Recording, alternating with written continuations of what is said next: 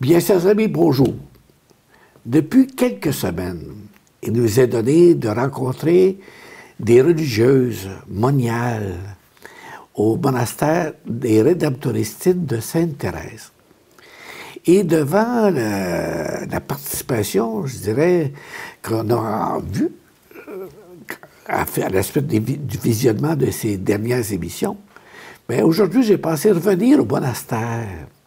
Vu que je pense que c'est un sujet qui vous intéresse, j'ai pensé revenir au monastère puis poursuivre nos entrevues avec les moniales. Et aujourd'hui, je suis avec sœur Marie-Hélène, qui est moniale du monastère. Et les commentaires qu'on a eus à date, c'est que plusieurs ont été surpris de voir des jeunes moniales. Est-ce possible? Où vous les avez trouvés? Même notre évêque me pose la question. Où vous les avez trouvés? Alors aujourd'hui, je voudrais compléter un peu cette perspective. Hein? Et je rencontre sœur Marie-Hélène, qui va nous dire justement les moniales. C'est des mots qu'on entend moins dans le monde actuel. Religieuse, moniale. Bon, c'est quoi la différence entre une religieuse et une moniale? OK. Alors, moi, mon nom, c'est sœur Marie-Hélène, du Cœur de Jésus. Je suis moniale rédemptoristine. Alors, qu'est-ce que c'est une religieuse? Qu'est-ce que c'est une moniale? D'abord, ce que je pourrais dire, c'est que ce qu'il y a en commun, c'est que c'est une femme qui a été saisie par l'amour de Dieu dans sa vie et qui, en réponse à cet amour, choisit librement de se consacrer à Dieu par les 3 vœux de chasteté, de pauvreté et d'obéissance, pour suivre de plus près Jésus, aimer par-dessus tout, et le servir dans les frères et sœurs selon les appels de l'Esprit. Alors, comme moniale, la particularité, c'est que je fais partie d'une communauté de vie contemplative cloîtrée, qui a pour mission première dans l'Église le service de la prière et de la louange, et de l'accueil aussi des autres et de ceux qui cherchent Dieu. Alors, on dit que les moines et moniales sont le cœur battant de l'Église. Alors, c'est ça. Donc, toi, sœur Marie-Hélène, tu es une religieuse moniale. Oui. Tu es ici au monastère des Rédemptoristines de Sainte-Thérèse depuis combien d'années? Depuis 13 ans. Tu es toute jeune et puis, hey, c'est beau, hein, depuis 13 ans. Alors, comment ça se fait que tu es rendu ici, toi, là? Tu es né où, quand, là? C'est important de savoir un peu qui tu es. OK. Alors, si je remonte, moi, je pense, ma vocation, là, ça doit... elle a pris racine dans la foi que j'ai reçue de mes parents. Mes parents m'ont transmis la foi. Et donc, moi, je suis née à la campagne. Ah ouais? Bien, j'ai grandi à la campagne, sur la ferme, et je viens de Sainte-Clotilde, de Châteauguay. Et puis, alors, tout ça, j'ai reçu la foi de mes parents et de ma famille. Je viens d'une famille de 11 enfants. Oh! Quel numéro? Je suis la 10e Oh! de la famille. Je suis la 10e. Alors, très jeune, j'ai eu l'inspiration que... Parce que j'avais un frère qui voulait devenir prêtre. Ah bon. Ouais. Il voulait devenir prêtre. Il parlait de ça quand il était jeune. Ça a changé après, mais quand il était jeune. Alors, moi, j'avais l'intuition que puisque il y avait un garçon qui voulait être prêtre dans ma famille, peut-être que Dieu aussi pouvait demander à une des filles qui soit religieuse. Alors, je portais ça, cette intuition-là. Mais évidemment, j'espérais que ce ne serait pas moi. Et puis, j'ai gardé mon secret. Mais vers l'âge de 12 ans à peu près, c'est là la première fois que j'ai commencé à dire, j'ai dit une fois en confidence à mon frère, peut-être que si le ciel est si beau, peut-être que moi, plus tard, je serai religieuse. Je venais de lire un livre sur les anges et sur des expériences de vie après la mort, et j'avais été profondément touchée. Par contre, j'en ai plus reparlé parce que mon frère, il l'a dit à ses amis d'école.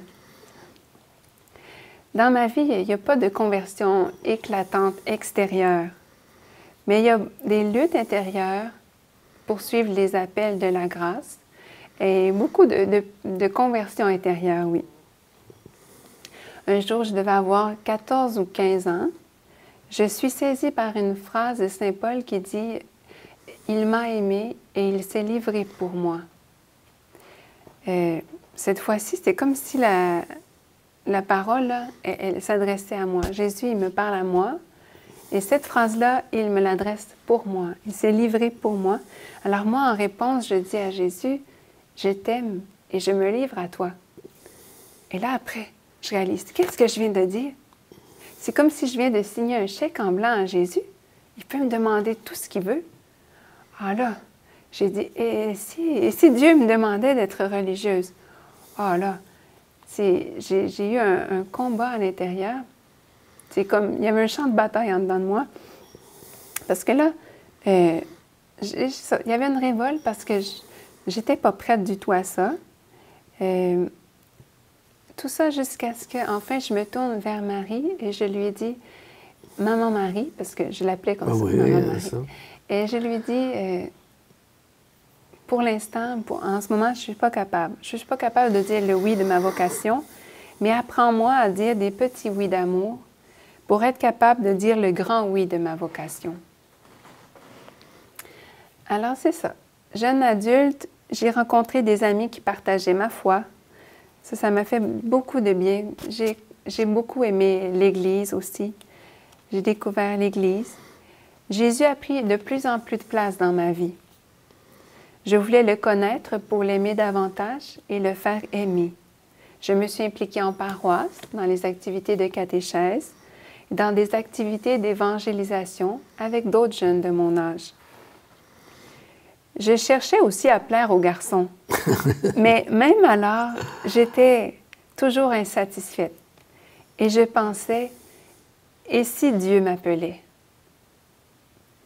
Je pensais lui consacrer une année de ma vie, mais Dieu avait un autre plan pour moi. Il m'a conduit où il me voulait. C'est sa grande miséricorde qui a tout fait. À 19 ans, j'ai eu un coup de foudre et j'ai dit à Jésus, « Jésus, c'est lui ou c'est toi? » Et un an plus tard, Jésus s'est arrangé pour que j'en arrive à dire, « Je suis libre pour toi, Jésus. » Peu après, un garçon qui vient me voir et me dit, « Si tu penses à la vie religieuse, va voir. » Jusque-là, je n'avais pas eu le courage. Je sentais deux forces qui s'affrontaient en moi. Le monde me voulait pour lui et Dieu m'appelait.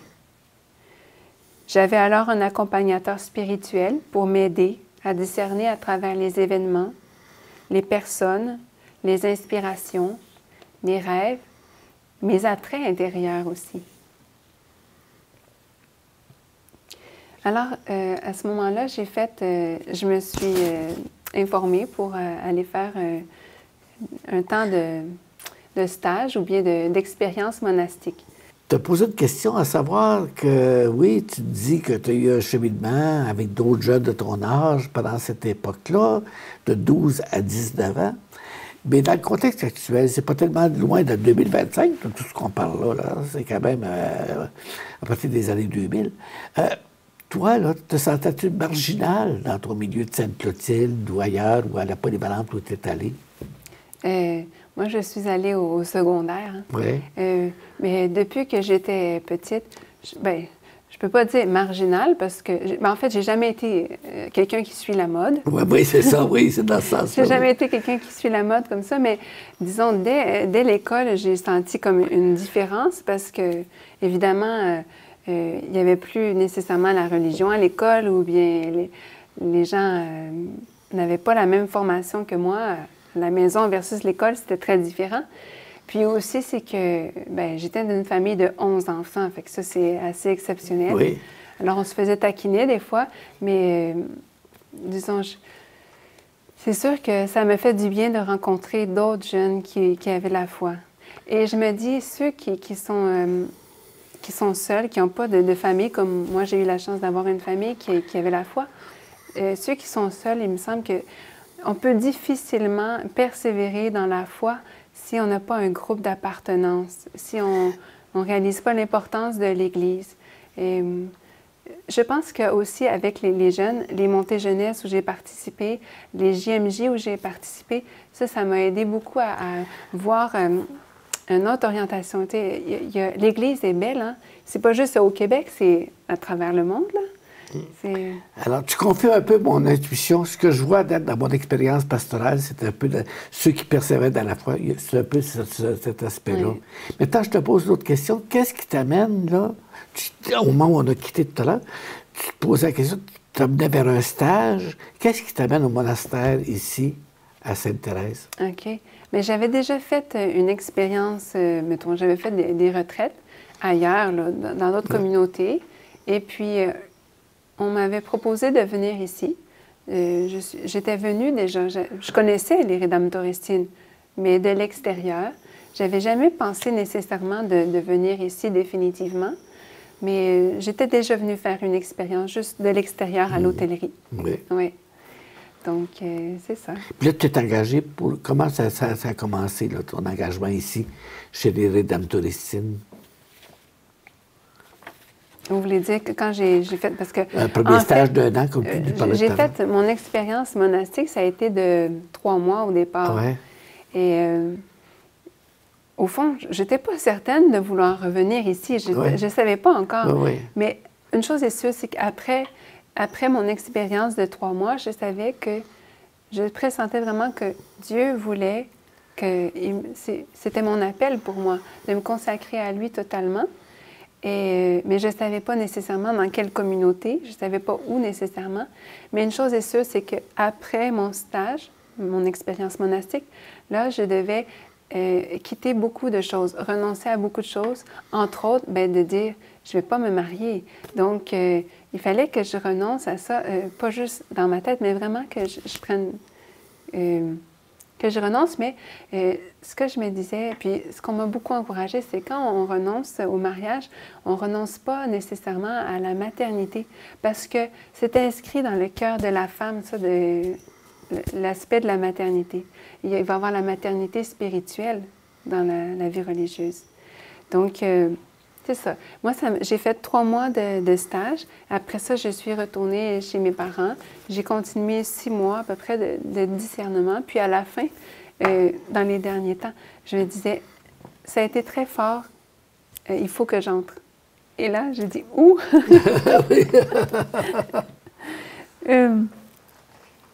Mais à 21 ans, les signes qui ont accompagné mon choix d'entrer au monastère, c'était vraiment le sentiment d'urgence. Je ne suis pas allée au mariage de mon frère qui avait lieu 1 mois après. Et parce que la grâce m'était donnée à ce moment-là. Et aussi, il y avait la certitude que Jésus m'y attendait. La paix et la joie, une force intérieure que je n'avais pas d'ordinaire. C'était vraiment les fruits de l'Esprit Saint quand je suis entrée au monastère. Oui. Et puis, tu es entrée au monastère. Qu'est-ce qui a suivi? Tu as eu les étapes? Oui. Bon, il y a les étapes. Il y a le postulat qui a été 1 an. Après ça, j'ai fait la demande pour continuer, persévérer au noviciat. Alors ça, c'est... J'ai une image ici. Ça, c'est quand j'étais postulant. Ah oui? Et puis, quand on entre au noviciat, c'est... on a le voile blanc, là. Oui. C'est 2 ans. Et après ça, j'ai demandé à continuer. J'ai fait 3 années de vœux temporaires.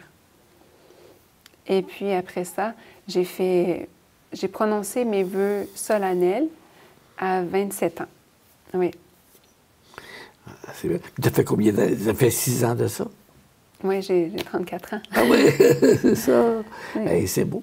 Mais, puis maintenant, tu étais moniale Rédemptoristine. Comment ça se vit, là? Comment tu vis ça? Et je te pose une question. Quand on voit ton visage, on sent qu'il y a une paix, on sent qu'il y a une sérénité. Je te pose une question qui est peut-être plus moderne. Te sens-tu heureuse ici au monastère? Eh bien, je réponds à l'autre. Ouais. C'est que, disons, peut-être qu'extérieurement, il y a la paix, Oui. mais il y a aussi toujours... c'est pas une vie facile nécessairement au Non, monastère. c'est ça. Il y a des combats aussi. Et puis, il ne faut pas se mettre dans l'illusion que c'est une vie très, très simple à l'eau de rose. Là. Oui, oui. Par exemple, je te donne un exemple. Quand tu étais dans le monde, Oui. hein, puis là, tu es dans la vie monastique, Oui. est-ce que c'est un combat qui revient ou qui était là auparavant? Comment tu es entré là? Y a-t-il un combat entre la vie du monde et la vie de Monial? Oui. Mais c'est sûr que je vous dis que la séparation du monde. Oui, c'est ça. Quand je suis venue en stage, je me disais, je ne serais pas capable de vivre ça. Je ne serais pas capable de vivre ça toute ma vie. Mais le but, c'est pas de voir demain ou après-demain, c'est aujourd'hui. La vie monastique, c'est vraiment vivre aujourd'hui. Et là, la séparation du monde, ça me semblait d'abord très lourd et je ne me sentais pas capable. Et, parce que c'est une communauté cloîtrée aussi. J'étais habituée aux grands espaces de la campagne. Mais quand j'ai décidé d'entrer par la grâce de Dieu, c'était devenu pour moi secondaire. J'entrais pour Jésus et pour le salut des âmes. Et j'avais été touchée parce que d'autres avant moi, ils se sont engagés à suivre Jésus. Puis ça m'a beaucoup fortifiée. C'est ça. Je me dis que si on reste juste à la superficie, là, on ne peut pas persévérer parce qu'il y a des combats inévitables, que ce soit dans la vie sacerdotale ou dans le monde, dans le mariage même. Il y a une crise dans les familles. Si on cherche juste au niveau superficiel, les joies éphémères, on ne pourra pas persévérer. Tu parles de joie. Oui. Bon, tu viens de parler du combat Oui. dans la vie du monde par rapport à aujourd'hui. Maintenant, avec ces années, ces 13 années là, que tu vis au monastère, est-ce que je peux te poser la question que souvent des gens se posent à la maison? Là? Oui. Est-ce que tu te sens heureuse ici? Oui, oui. Et ce que je pourrais ajouter, c'est que pour moi, le chemin le plus sûr du bonheur, pour être heureux, c'est de vivre l'Évangile en plénitude, peu importe la vocation. Jésus dit, si quelqu'un veut marcher à ma suite, qu'il renonce à lui-même, qu'il prenne sa croix et qu'il me suive. Alors, je considère, moi, la vie des saints, ceux qui se renoncent, qui prennent leur croix chaque jour et qui suivent Jésus, comme les hommes et les femmes les plus heureux. Je ne suis pas capable de les imiter, mais j'ai quand même le désir de la sainteté. Si Dieu met en nous le désir du bonheur, c'est parce qu'il est capable, il est assez puissant pour le réaliser et c'est sa volonté de nous rendre heureux. Les petits bonheurs nous laissent toujours insatisfaits parce que Dieu nous a créés pour un amour infini, pour la vie éternelle.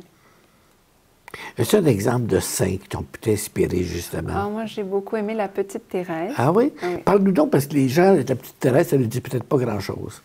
Ah oui? Oui, non, je suis sûr moi, que la plupart des gens, c'est la petite Thérèse. C'est qui, la petite Thérèse? Bien, c'est une jeune fille qui est devenue moniale. Elle aussi, elle est entrée au monastère à 15 ans. Et elle a beaucoup parlé de la petite voix d'enfance, l'enfance spirituelle. Et elle m'a aussi beaucoup appris sur la confiance avec le Père. Elle a beaucoup, disons, avec Dieu, elle l'a vraiment pris comme son Père. Et pour elle, elle pouvait tout demander. Et une chose qui m'a touchée dans sa vie, c'est quand, avant d'entrer au monastère, elle a fait l'expérience de la puissance d'intercession pour les autres. Par exemple, elle avait le Pranzini, là, qui était condamné à mort, et elle a prié pour sa conversion. Et avant de mourir, il a demandé à voir le crucifix, il a embrassé la croix, et c'était pour elle le signe qu'elle avait demandé au Seigneur de sa conversion. Elle a dit, si ma prière a sauvé celui-là, elle a dit que c'était le premier de ses enfants. Elle a parlé que Pranzini, c'était le premier de ses enfants. Donc, elle est entrée au monastère aussi pour le salut des âmes, parce qu'elle savait que sa prière, elle était efficace. Puis je pense qu'elle est morte très jeune. Elle est morte à 24 ans. Hein? Oui. On l'appelle la patronne des missions. Et pourtant, c'est une moniale cloîtrée, elle aussi. Qui n'était jamais à la mission. Bien, pas à l'extérieur, mais Ouais. au fond, quand je suis entrée au monastère ici, il y a une religieuse que j'ai beaucoup appréciée. Elle a dit, tu sais, être apôtre, là, c'est pas d'être envoyé partout, là. Être apôtre, l'apôtre, c'est l'âme qui est le plus unie à Jésus. Alors qu'on soit dans le cloître, si on vit le plus uni possible à Jésus, on peut tout lui demander. C'est là qu'on est apôtre. Alors, tu penses que c'est un bon exemple pour toi de Monial, hein? Ah ben oui. Parce que Sainte Thérèse était de Monial aussi, puis Oui. une jeune Monial. Oui. Y a-t-il d'autres saints qui ont pu t'inspirer? Bien, vite comme ça, là. Ben moi, en entrant ici au monastère, j'ai beaucoup aimé Saint Gérard Magella. Ah bon? Oui. Il est bien connu, lui. Vous le connaissez, oui? Je le connais, mais pour la Oui. plupart des gens, il était un peu inconnu. Il est inconnu? Oui, Ah, ben certains le connaissent. oui. Oui. Bien, Saint Gérard Magella, c'est un frère rédemptoriste. J'en parlerai, oui. C'est un frère rédemptoriste qui est entré très jeune, lui aussi, parce qu'il voulait devenir saint. Sa mère, elle ne voulait pas qu'il entre, qu'il se fasse religieux, mais il s'est évadé de chez lui. Il a écrit un billet à sa mère. « Je suis parti, je veux devenir saint. » Ah, Mais toute sa vie, il est mort aussi à 29 ans. Et toute sa vie, c'est comme... c'est un thaumaturge, un peu comme Saint-Frère André, là. ah oui? Mais un humble frère. Et lui, Saint Gérard Magella est invoqué surtout pour les mamans qui veulent avoir un enfant. Ah oui! C'est lui le patron des femmes enceintes. Moi, j'ai connu des dames de cet âge, de l'âge de ma mère, là, qui portaient le cordon de Saint-Gérard avant de coucher. Oui. OK. Oui, oui, oui. On va terminer l'émission bientôt, ça, Marie-Hélène. Oui. Et il y a une question sûrement que des gens qui se posent, ils voient ta figure radieuse, ton sourire. Est-ce que, je reprends la question qu'on a posée à cours d'émission, te sens-tu heureuse? Oui, bien sûr. Mais le sentir, ça peut changer, hein? Comme j'ai parlé du combat spirituel, des fois, on peut vivre des moments de grande joie et après ça, des nuits où est-ce qu'on ne sent rien. Hein? Ça peut arriver. Même dans la vie de la petite Thérèse, comme j'ai parlé tantôt, on voit qu'elle a vécu une grande nuit de la foi. Et alors, il ne faut pas se baser seulement sur les sentiments, que ça peut changer. Pour moi, c'est vraiment de vivre au niveau de la foi que je trouve ça très important et d'approfondir ma relation avec Jésus.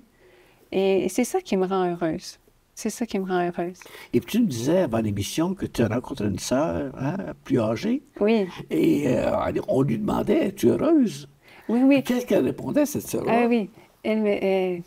C'est ça, elle disait toujours ça va bien, ça va comme Dieu, ça va comme le bon Dieu veut. Parce qu'elle disait la température dehors, ça change, il pleut, il neige, il fait froid, il fait chaud, mais avec Dieu, ça va toujours bien. Ah, c'est beau ça. Alors, quelle est cette belle parole-là, sœur Marie-Hélène? Oui.